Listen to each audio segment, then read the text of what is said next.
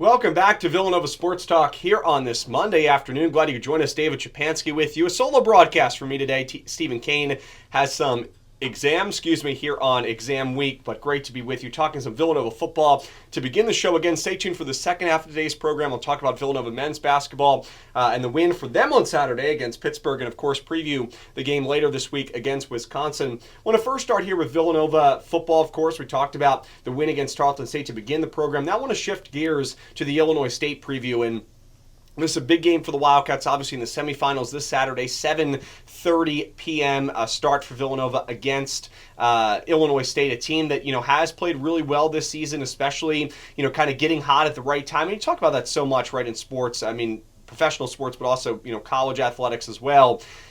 A lot of times, you can have a team that kind of struggles somewhat through the regular season, but if they get hot in the playoffs, they're a really tough team to stop. And Illinois State is really having that Cinderella type story. A team that, kind of just barely made the playoffs. They're unseeded, a team that, did have some tough losses this year when you kind of look at the total stats for this Illinois State program in terms of football. A team that, didn't really get off to, the best of starts this year, lost to Oklahoma, an FBS team, but, put together 3 wins, but then lost to North Dakota State, had a loss to Youngstown State, who obviously made the playoffs. That was a close game, lost by 5. A loss to Southern Illinois, too, and that was the worst loss of the season for the Redbirds, 37-7. That was actually the game that ended the season for Illinois State. So they ended the season 8-4 overall, 5-3 in conference play, and there was some discussion about, were they going to make the playoffs, and they do get in. They play Southeastern Louisiana. They win that game pretty easily, 21-3, and then back-to-back wins against 2 really good programs in North Dakota State, the biggest upset in college football history,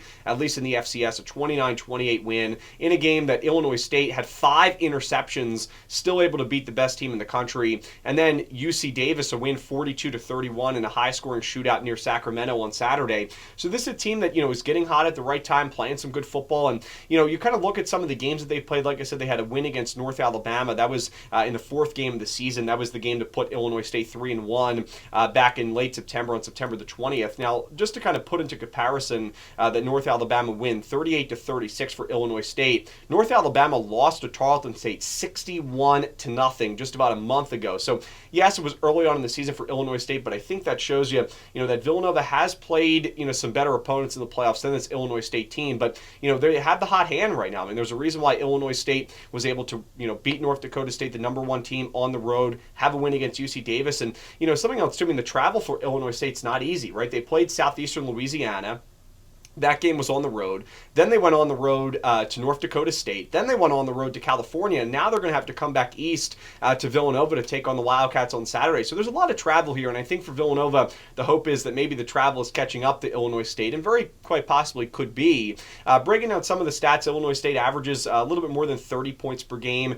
Defensively is where they struggle. They give up 26 points per game. Their defense did not play all that well against North Dakota State, even though it was, a game that was in the high 20s against a really good offense in North Dakota State. But the defense also did not play well against UC Davis, did not play well against Southern Illinois as well. So in 3 of the last 4 games, Illinois State was around that 30-point threshold of giving up points. Again, they allowed 37 to Southern Illinois, 28 to North Dakota State, 31 to UC Davis. So a defense that, has struggled at times this year, gave up 36 to a North Alabama team that lost 61-0 against Tarleton State, allowed 33 points to North Dakota State at home, allowed 32 points to Murray State, allowed 40 points to Youngstown State at home. So this is a team, like I said, defensively that does struggle at times, but offensively they're a pretty good team. And, just when you kind of break down the stats, talked about, Luke Colella and Pat McQuaid. Pat McQuaid ranked 15th right now in terms of passing yards for Villanova. Luke Colella's had a really nice season, just reaching that 1,000-yard threshold as well this year for the Wildcats, having a career year. But when you look at, Illinois State in this offense, they're right up there as well. Tommy Rittenhouse, the quarterback for Illinois State, is 12th in the country with 3,006 passing yards.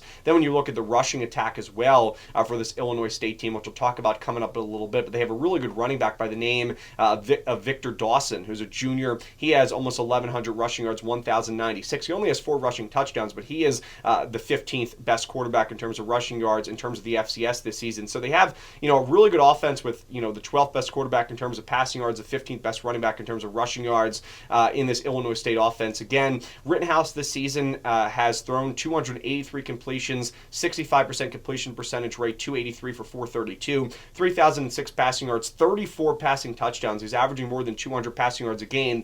Now, the issue, the weakness for this Illinois State team, I said it earlier, had 5 interceptions against North Dakota State. Rittenhouse will turn the ball over. This is a guy that, has had some issues in his career with interceptions. He's thrown for 11 this season. Again, had 5 in that game alone against North Dakota State. But, this hasn't only been kind of an outlier issue for Rittenhouse. He has been a player that has turned the ball over in his career. He's played for Illinois State in 5 seasons, technically 4 seasons.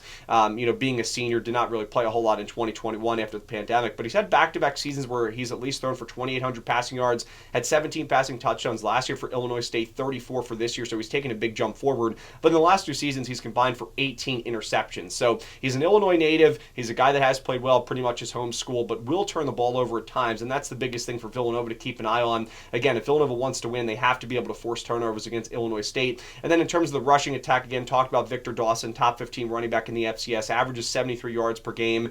This season, he's rushed for 1,096 rushing yards. Again, only 4 rushing touchdowns, which is a little surprising because he averages more than 5 yards a carry. But they have a lot of different players who can run the football effectively. That's probably the biggest strength of this offense. Really, their balance in terms of the passing and the rushing attack. But the rushing attack averages 4.6 yards per carry. And Dawson's a really good running back. They also have Wankers Wright, who has played in 11 games this season. He has 591 rushing yards overall this season for Illinois State. So he's, a player to keep an eye on as well, throughout this season. Now, in the game against UC Davis, they did not use...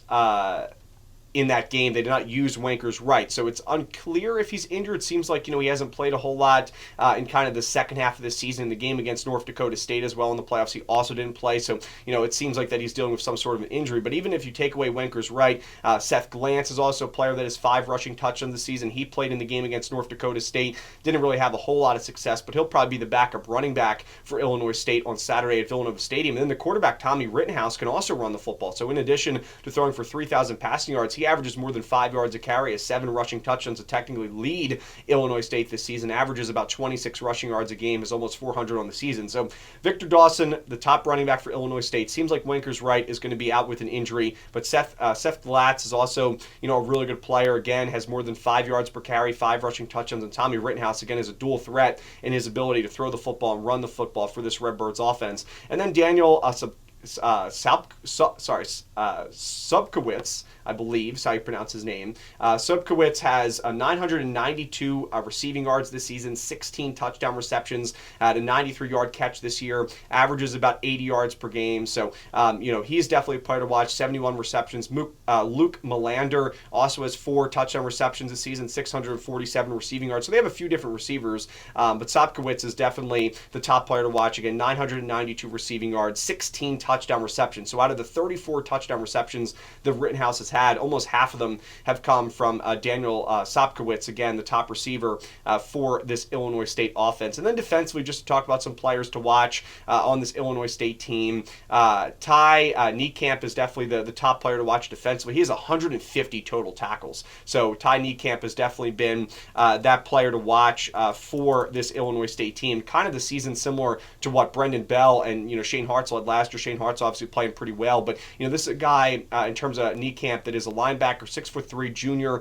Illinois native. He earned FCS All-America honors last year from Phil Steele, the AFCA, the Associated Press, and Stats Perform. He was a first team in the MVFC conference selection in terms of at linebacker. Played in 14 games last year, had 112 total tackles last year for Illinois State. So this year, with Illinois State making the steep playoff run, he's got 150. Has two sacks, 13 and a half tackles for a loss. So he's been really impressive. And then also, too, a player to watch, Garrett Steffen, 54 total tackles. He's got 6.5 sacks this season, also has 10 tackles for loss. So they have some good defensive players, but I think when you kind of look, the defense for this Illinois State team is definitely the weakness. They allow about 26 points per game. The rushing defense allows about 4 yards per carry. The passing defense is definitely something to keep an eye on as well, right? They're giving up 250 yards per game in terms of on or in the air, in terms of, the passing attack. So I think this is a really good opportunity for Pat McQuaid, Luke Colella, and company to have a big game, right? If they're giving up 250 yards in the air on average this season, this Illinois State defense, that's really the biggest thing to take advantage of for Villanova. And in the game against UC Davis, this is a game that was 21-17 at the end of the first quarter. We were kind of watching it on the bus ride back from Stephenville, Texas, from Tarleton State, and it was just a crazy game. We couldn't believe that there was 38 points put up in the first quarter, in the first 15 minutes. The rest of the game, there wasn't that many points put up. Combined between these two teams, they did put up 35 in the final three quarters, but just with the way the first quarter went, thought it was going to be even more high scoring than 42-31. Again, a win for Illinois State over UC Davis on Saturday, the same day that Villanova beat Tarleton State to get to the semifinals. Again, Rittenhouse in the game against UC Davis, 15 for 20, 266 passing yards, averaged about 13.3 yards per pass, had 3 touchdowns, did throw for an interception again. So in the playoffs, I mean, he's thrown for some interceptions, has had some trouble. Again, had 5 interceptions in the game against North Dakota State, had an interception last week, and he's now thrown for an interception in 3 of the last 4 games this season. So that's definitely something to keep an eye on with Villanova's ability to kind of force some turnovers. They did the interception against Gabalis on Saturday as well. Then in terms of some of the other stats for Illinois State in the 11-point victory against UC Davis on Saturday, Victor Dawson had a really strong performance. As I said earlier, 15th best running back in terms of rushing yards in the FCS. He had 29 carries, 148 yards, 5.1 yards per carry. But Seth Glatz was actually kind of the rushing player of the game for Illinois State. He had 5 carries, 85 yards, averaged 17 yards a carry, had 2 touchdowns, and again,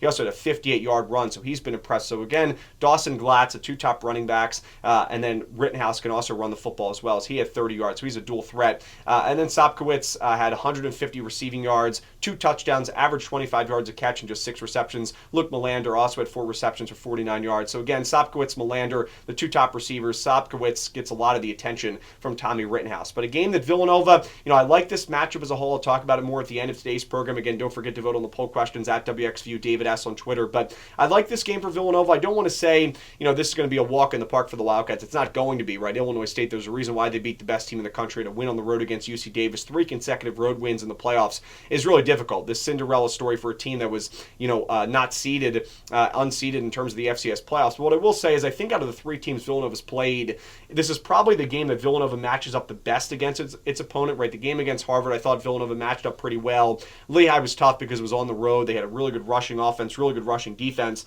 And then in the game against Tarleton State, you're playing the best offense in the FCS, averaging more than 44 points per game. But the reason why I like Illinois State coming to Villanova, one, it's a home game for Villanova, the longest home winning streak in college football. And then in addition to that, Illinois State's defense has really struggled, and Villanova's offense, I think, could really play well. Hopefully it gives the Wildcats some time to get healthier, right? Hopefully Turner Inch can come back defensively for Villanova. Hopefully, maybe David Avick can potentially come back in this game for Villanova against the Redbirds on Saturday at Villanova Stadium. And then also, too, this Illinois State offense is playing really well, but, they have the ability to allow turnovers, commit turnovers, especially with Rittenhouse throwing some interceptions. And the way that Villanova's defense played against the best offense in the FCS, the way that Villanova's defense has played in the second half of the season, including in this playoff run, when you put all the stats together for the Wildcats in these 3 playoff games, Villanova has only allowed 35 total points in 3 games, just allowed 7 to Harvard, 7 to Lehigh, and 21 to Tarleton State. That is really, really impressive. 35 points in 3 playoff games against an undefeated Lehigh, a team in Tarleton State that had the best offense in the FCS,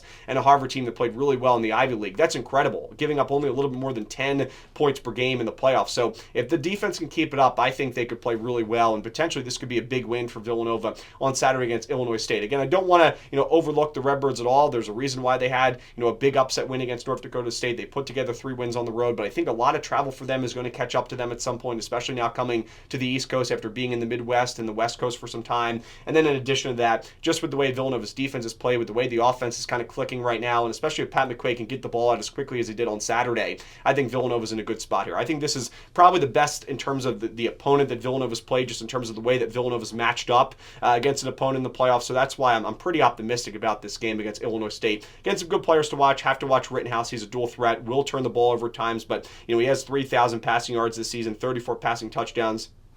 Dawson and Glatz really set up the rushing attack for Illinois State. And then Sopkowitz is just an amazing wide receiver, just an amazing target for this Illinois State team, and Rittenhouse to throw to. So he's definitely a player to keep an eye on, and should be a fun one at Villanova Stadium on Saturday. So really looking forward to that. And then again, defensively, Ty Niekamp is definitely a big player to watch. Again, he was earned so many awards last year at 112 total tackles last year, was tied for first in the MVFC conference. And then again for Villanova, just with the way that Illinois State's played defense this year. Again, their passing defense does struggle, but Niekamp as a whole has 150 total tackles this season, so he's the player to watch on defense. And again, this passing defense for Illinois State has struggled. I think Villanova's in a pretty good spot on Saturday. Well, we'll take a break here on Villanova Sports Talk. When we come back, we'll talk about Villanova men's basketball and its win against Pittsburgh on Saturday, and also quickly preview the game against Wisconsin coming up later this week. Again, stay tuned. You're listening to WXVU V891, The Roar.